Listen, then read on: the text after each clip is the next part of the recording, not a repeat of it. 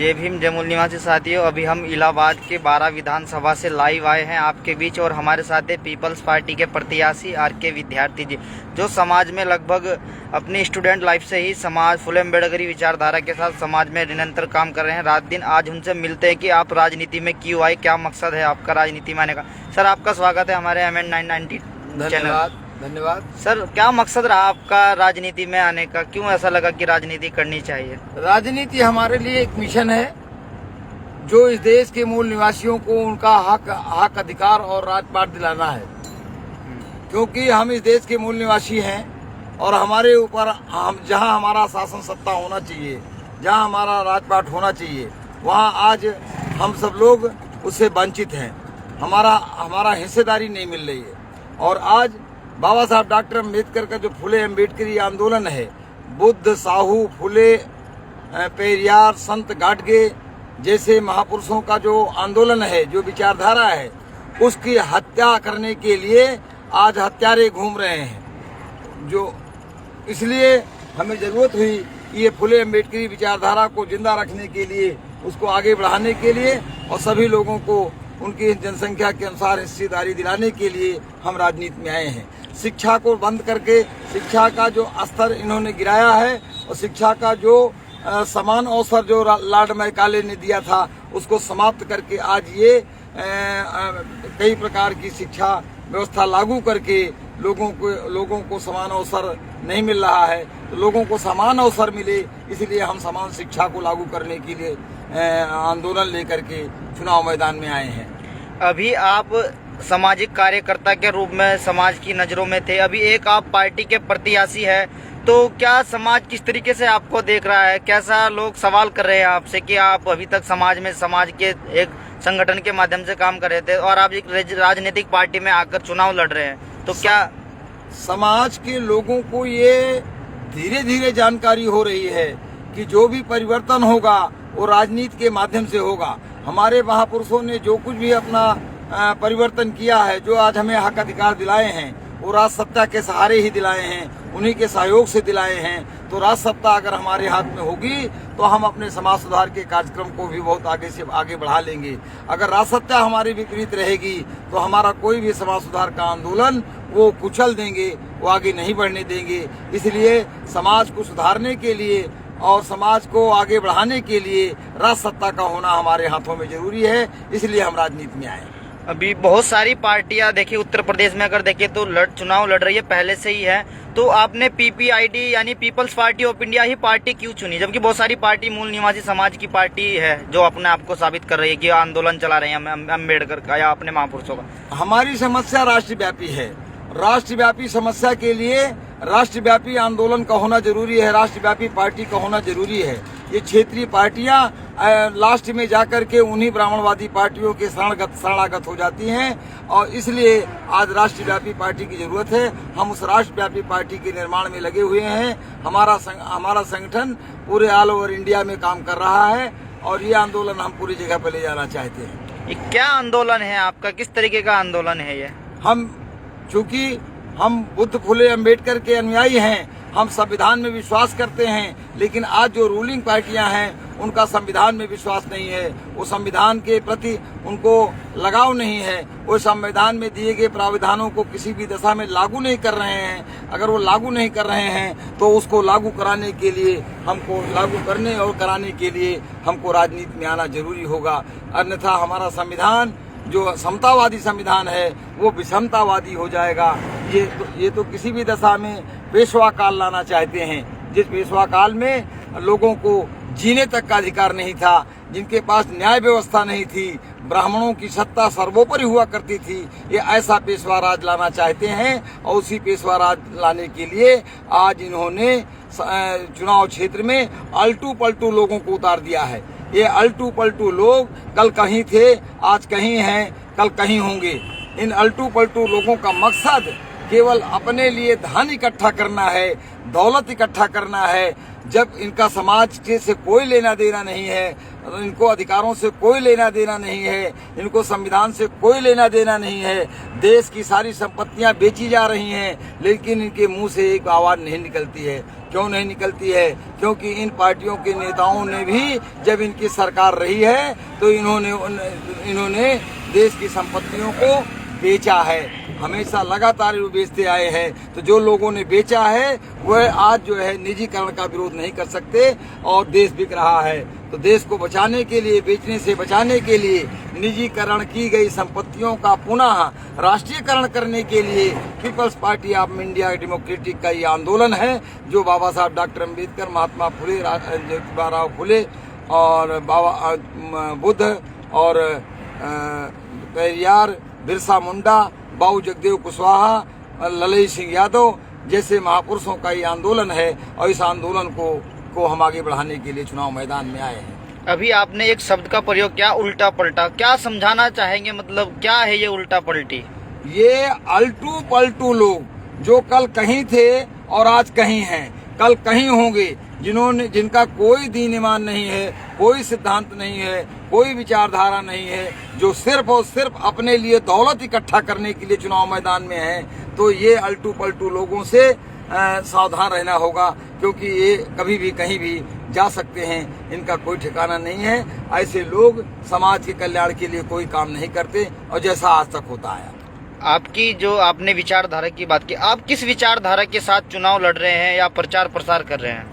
हमारी विचारधारा इस देश के 90% मूल निवासी समाज को हुक्मरान बनाने की विचारधारा है। मूल निवासी विचारधारा 90% लोगों को उनकी जनसंख्या के बराबर हक हिस्सा दिलाते हुए, सभी क्षेत्रों में हक हिस्सा दिलाते हुए भारत के संविधान को पूर्णतः लागू करने के लिए हम चुनाव मैदान में हैं।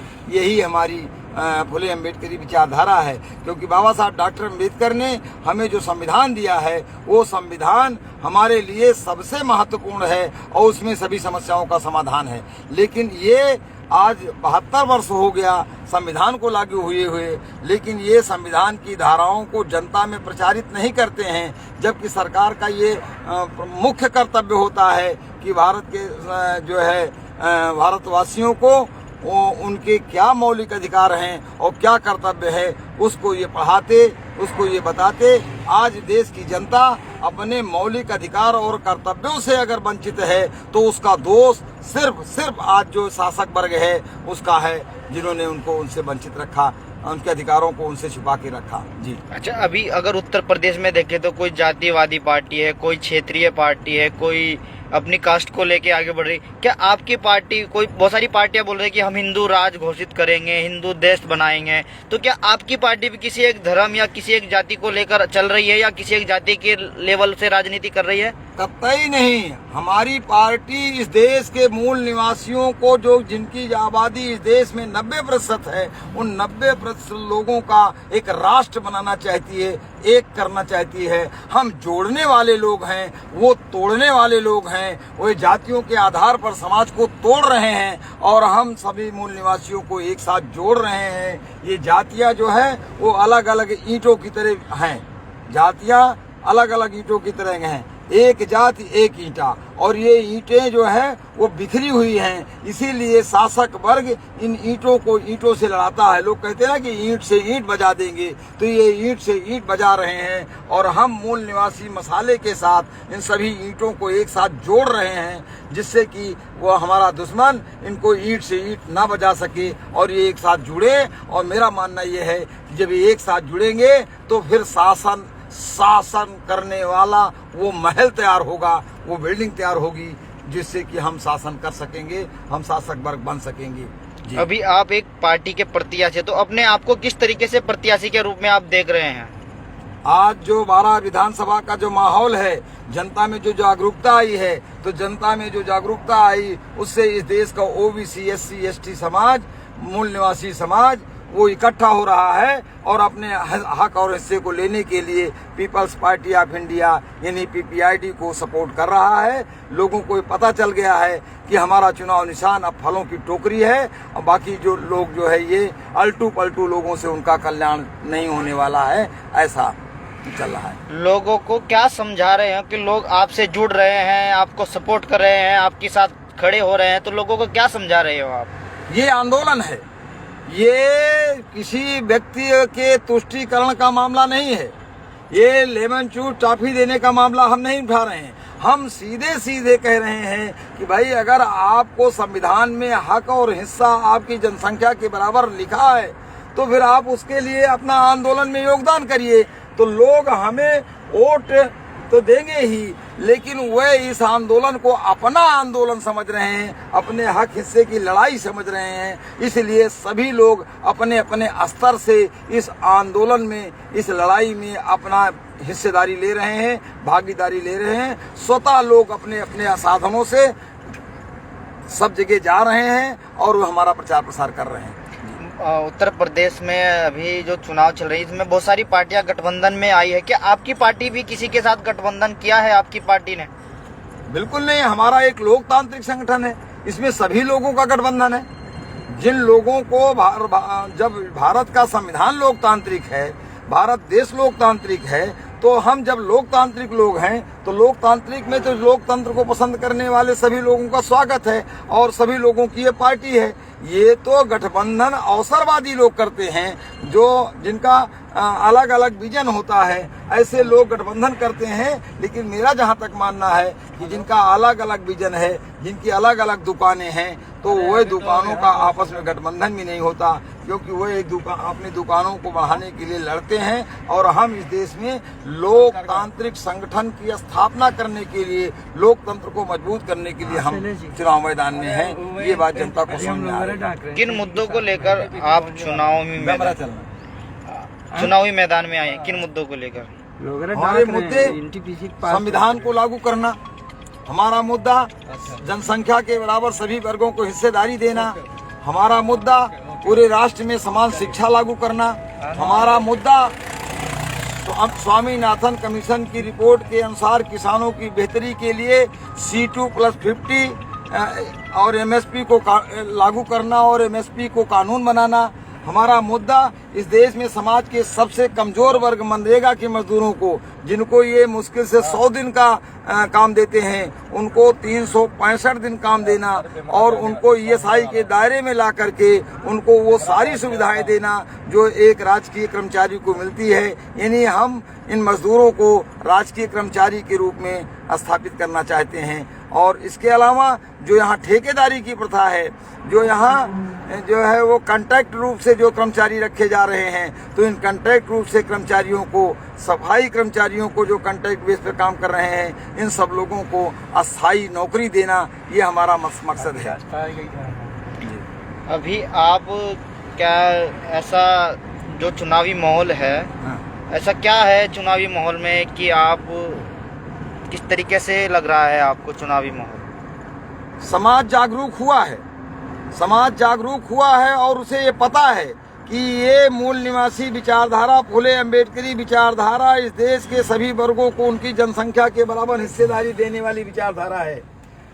ये अगर ये आंदोलन खड़ा होता है तो निश्चित रूप से इस देश में जो अन्य पिछड़ा वर्ग है, जिसे आज तक कोई अधिकार नहीं मिल पाया है, उस अन्य पिछड़े वर्ग को 60 से 70% की हिस्सेदारी मिलेगी और SC/ST लोगों को भी उनकी जनसंख्या के बराबर हिस्सेदारी मिलेगी। इसलिए इस आंदोलन को खड़ा करना हमारी बहुत बड़ी जरूरत है। अगर हम इस आंदोलन को नहीं खड़ा कर पाएंगे तो जैसे पहले हम लोगों को ये लॉलीपॉप और टॉफी खिलाते रहे हैं, वैसे ही लॉलीपॉप और टॉफी ये खिलाते रहेंगे और हम आगे कुछ नहीं कर पाएंगे। इसलिए ये आंदोलन आगे बढ़ाना हमारे लिए। हमारा आखिरी सवाल यह है कि अगर आप यहाँ 12 विधानसभा की जो जनता है, अगर आपको चुनकर भेजती है, तो आप किस तरीके से आपका काम काज रहेगा, किस तरीके से आप कार्य करेंगे फील्ड में लोगों की, जनता के लिए? हमारा काम जनता के कामों को सही ढंग से काम हो, सरकारी योजनाओं का सही ढंग से लागू हो, ईमानदारी से लागू हो, उसमें किसी प्रकार का चोरी और भ्रष्टाचार ना हो, हम ऐसा ध्यान रखेंगे जनता के हित में। उसके अलावा जो नीतियां हैं, जो नीतियां जनता के हित के विरोध में बन रही है, जिससे जनता का अहित हो रहा है, उन नीतियों को हम सही दिशा में ले जाने की कोशिश करेंगे और उसके के लिए हम विधानसभा के अंदर भी अपना एक जनमत तैयार करेंगे, जिसकी वजह से सारी नीतियाँ सही दिशा में चलेंगी और ये हमारा कार्यक्रम रहेगा। दूसरा कार्यक्रम ये रहेगा कि आज जो किसानों का पशुधन है, जो पशुधन है, जिस पशुधन को गोरक्षकों ने कब्जा कर लिया है, जिससे किसानों को आय होती थी, आज वे ये पशु रक्षक लोग, अपने आप को पशु रक्षक गोरक्षक कहने वाले लोग, आज उनको बोचड़ खाने में ले जा करके उनको कटवा रहे हैं, मांस का निर्यात कर रहे हैं और इस तरह से किसानों का भी नुकसान हो रहा है और साथ ही साथ पशुओं को भी जो है उनका वध हो रहा है, जो ले जा करके विदेशों में जाकर बेचा जा रहा है। आज आपको पता होगा कि मांस का निर्यात में भारत जो है नंबर 1 पर आ गया है, यानी 120% जो है ये मांस का निर्यात बढ़ चुका है। तो और ये सारे बूचड़खाने आरएसएस के लोगों द्वारा चलाए जा रहे हैं, जो अटल बिहारी वाजपेयी के शासनकाल में जिनको लाइसेंस मिला था, आज वो चल रहे हैं और इस देश का किसान मर रहा है। दूसरी एक बात महत्वपूर्ण ये है कि जो एनजीटी लगा करके नेशनल ग्रीन ट्रिब्यूनल के माध्यम से इन्होंने जो बालू हार्वेस्टिंग और जो मछली हार्वेस्टिंग का जो काम इन्होंने रोक दिया है, तो उससे एक बहुत बड़ा वर्ग हमारा जो बालू और मछली के व्यवसाय में लगा हुआ था, आज उसको भूखमरी की समस्या पैदा हो गई है। आज उसका सारा विकास हो गया है, आज उसके पास कुछ नहीं है। ये बहुत बड़ा षड्यंत्र है। कभी ये षड्यंत्र इन्होंने आदिवासियों के साथ किया था कि आदिवासी जो है जंगली एरिया में जहाँ ये शेड्यूल्ड ट्राइब्स के लोग रहते हैं, वहाँ जो फलदार फूलदार पेड़ होते थे, जिससे लोगों को, आदिवासी लोगों को फल और फूल तथा शहद खाने को मिलता था, मेवे खाने को मिलता था, जिससे वो तंदुरुस्त रहते थे।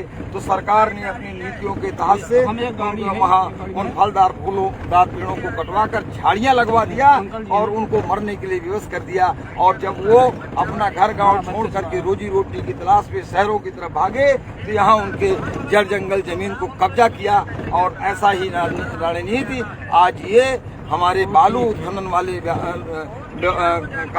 मजदूरों को और मछली हार्वेस्टिंग वाले मजदूरों के साथ ऐसा ही घिनौना अत्याचार किया जा रहा है। आज उनको अपना कारोबार छोड़ करके रोजी रोटी की तलाश में बाहर जाना पड़ रहा है। तो हम इस एनजीटी के माध्यम से एनजीटी को सुधारते हुए बालू हार्वेस्टिंग और मछली हार्वेस्टिंग के काम को, पकड़ने के काम को, व्यवसाय को हम सुदृढ़ बनाएंगे और उनको वो अवसर देंगे जिससे उनका जीवन खुशहाल हो सके। साथियों, अभी हमारे साथ जो बात कर रहे थे, हमसे अभी लाइव में जुड़े थे हमारे साथ, वो आरके विद्यार्थी जी है। हम नहीं, उन्हें पूरा देश जानता है।